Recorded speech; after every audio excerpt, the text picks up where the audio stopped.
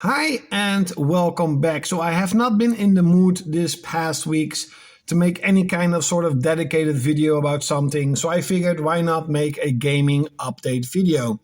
And let's start with the games that I have been playing and the games that I have beaten. First up is Final Fantasy VII. Now, I don't have to tell you, Final Fantasy VII is the greatest game of all time. It's my childhood favorite and it's still my favorite game. Best game of all time in my opinion. And it's been a few years since I really sort of played Final Fantasy VII and actually beat it, so it was really cool, and it is as good as I remembered. It is still as magical as I remembered, and I got and played Ys, the Oath in Volgana for the Nintendo Switch, because sadly, we are now slowly seeing games are being released on the PlayStation 4, as I predicted years ago, but they're not going to be released physical anymore. You have Suikoden, you have Ys. They're all not going. They are available on the PS4, just not physical. So if there's an option between PS5 or the Nintendo Switch, I will, of course, buy the Nintendo Switch version. I absolutely loved the game. It took me 3 days to beat, 14, 15 hours, but I absolutely love these top-down isometric Ys games. So yes, the game that I've been playing the most actually is something sort of unexpected, is Shining Force Neo. Now, if you look on reviews and especially on YouTube, you will see that most gamers, if not all, really dislike the Shining franchise on the PS2. You have Shining Tears, Shining Force Neo, and Shining Force X. And out of the three, they say Shining Force Exa is the best one, but it still is trash. You still shouldn't play it. Well, I am here to say that you should play it. Especially if you love Diablo. If you love games like Diablo or like Path of Exile, whatever, this hack and slash, going to dungeons, going to different areas, grind levels, grab loot, upgrade your character with a Japanese style to it. Not super good, to be really honest. The art design is all right. The music, to be honest, wasn't really that good. I was kind of disappointed with the music, but overall, the gameplay loop somehow was so freaking addicted that I spent 64 hours trying to do every dungeon that I got, because you have a lot of optional areas, a lot of optional dungeons that you can do, and you will actually unlock better gear that the enemies can drop. So that is pretty freaking cool, at least in my opinion. That's what kept me going. And I beat the game 3 days ago. So I'm here to say that if you're on the fence of getting Shining Force Neo, Shining Tears, okay, it's not that good. But Shining Force Neo is a pretty solid game. I really enjoyed it. It's not Final Fantasy X, it's not Diablo, but it's still a lot of fun to play. The game I'm playing right now, however, is Phantasy Star Universe on the on the Xbox 360. I do have it on the PS2. And I do consider it a PS2 game, or at least a 6th generation game. The PS2 does have another updated version, physical, that you have sort of like a DLC, but it's physical. The Xbox 360 version does not have that. I am at Chapter 4, and I remember playing Phantasy Star Online, Episode 1 and 2 on the GameCube when I was a kid, and I was always amazed at how just futuristic, freaking cool it looked. And I kind of liked the gameplay loop, because the only gameplay that I know of from RPGs, or from Japanese games, were like Final Fantasy, Breath of Fire, King's Shield, sure, okay. And of course I played a lot of Diablo. And now that I actually think about it, this gameplay style of the Phantasy Star Online episodes and universe is kind of like a precursor to what Monster Hunter did, basically going out, kind of slow-paced, getting special gear and upgrading your gear, etc., etc. And the music is phenomenal. So on Phantasy Star Online Episode 1 and 2 on the GameCube. Now I'm playing it on the Xbox 360 with probably 100% better graphics, better frame rate, sharp graphics on the big television. And I have to say, holy damn, Hull City and sort of the main lobby, the main city that you start with, it looks so freaking cool. It looks so freaking cool. And the music is phenomenal. It really reminds, this just screams sixth generation consoles. This screams, I am a sixth generation game and I am better than most RPGs nowadays. And to be honest, in my opinion, it is. Now, if you look at reviews, the game should suck, but it doesn't. It's pretty cool. The only thing I don't like is Ethan Weber or Weber. That's a weird ass name.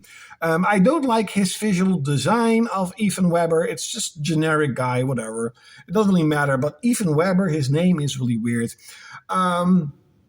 Overall, though, I'm like 9 hours into the game. I'm trying to grind, trying to level up, trying to upgrade my weapons.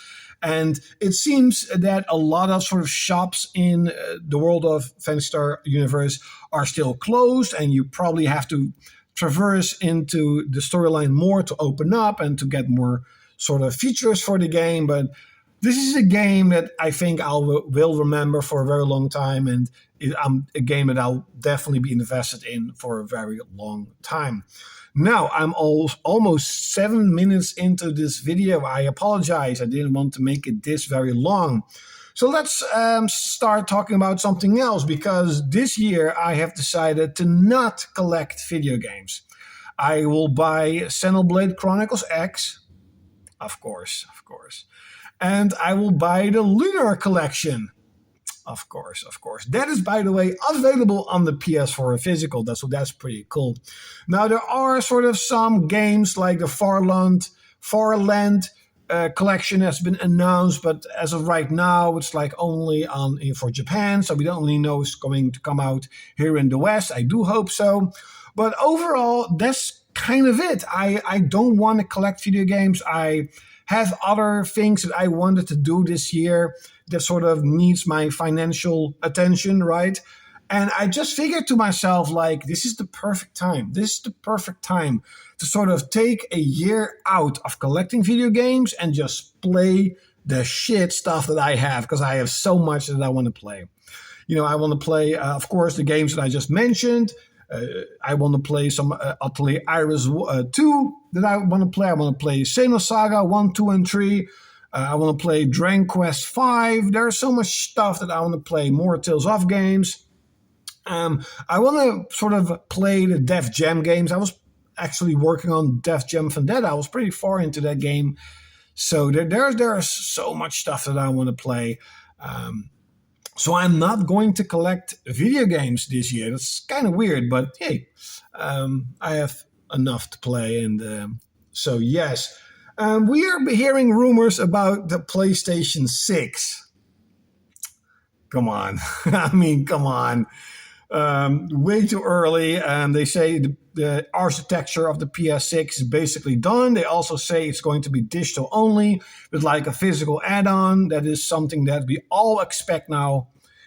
I won't say 100% guarantee, but we all expect that the PS6 is going to be physical. I think what I read the last time, at least was it in America, that 82% of video games were digital. So why would they care? Why would they care? To me, of course, it's over. I don't think I'm even going to get a PS5 anymore for myself. Will I get a Nintendo Switch? Well, I actually thought about it, because if it was true that the Nintendo Switch has a mouse, and if somehow Microsoft releases like StarCraft, Warcraft, Age of Empires, or maybe other developers will release their RTS games on the Nintendo Switch, then it's a guaranteed yes. Holy shit, yes. Then I don't need a PC to play these good games.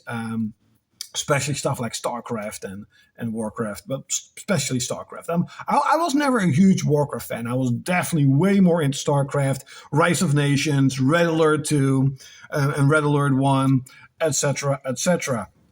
So yeah, the PlayStation 6, come on, it's way too early.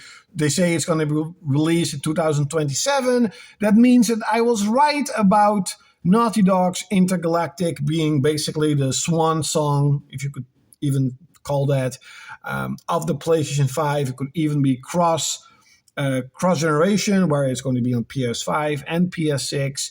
So that means that this generation truly fucking sucked. I mean, this year is pretty good. This year is going to be better than last year, in my opinion.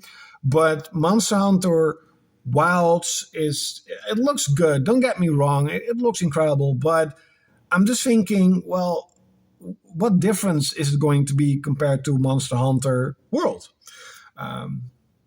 So yeah, that's sort of. Do I want to talk about something else? Are there any more interesting points to talk about? Nah, I don't think so. It's been 10 minutes, so you probably already got bored. I apologize. So I hope you enjoyed this video. Leave it in the comments below. Are you going to get the Nintendo Switch? And if the PlayStation 6 is going to be released digital, are you going to get it? Like, share, comment, and subscribe. And like always, you're going to see me next time. Whee!